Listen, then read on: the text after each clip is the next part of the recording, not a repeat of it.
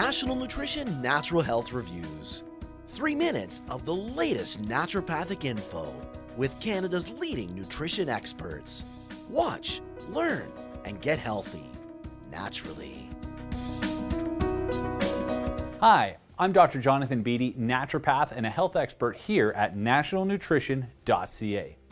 Today I want to talk about diacetyl or diacetyl, which is a compound we commonly find in food products, and there's some growing media coverage about it because we're starting to realize this product may be a lot more toxic than we once thought.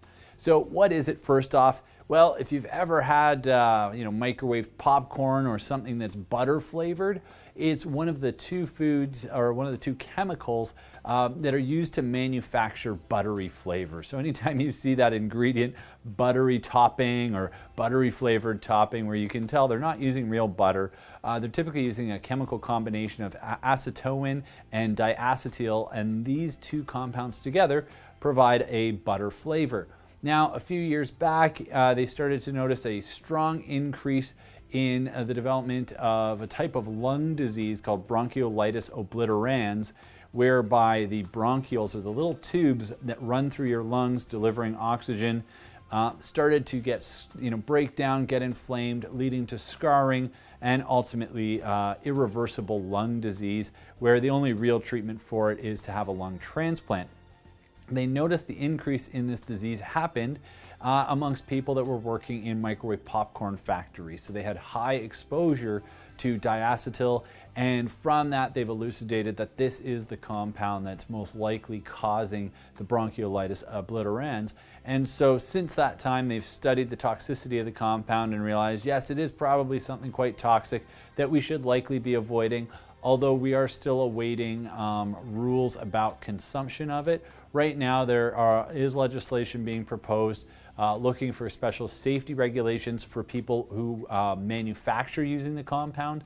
But in future, I'm sure we're likely to see that they pull diacetyl out of our food just because of some of the health implications in it. So my recommendations right now are to avoid buttery flavored foods or things that might contain diacetyl, at least until they can elucidate whether or not this is truly the damaging compound.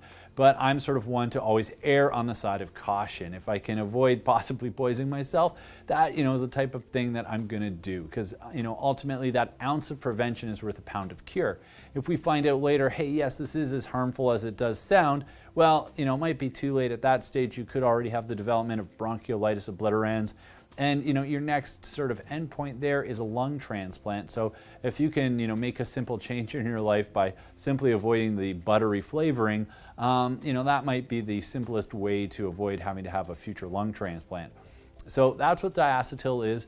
That's where a lot of the debate around its inclusion in our food comes from. So I hope you've learned a little bit about diacetyl and why I recommend avoiding it. And just to wrap it up, if you have any questions or comments, please post them below. You can always subscribe to our YouTube channel. And remember, knowledge is health.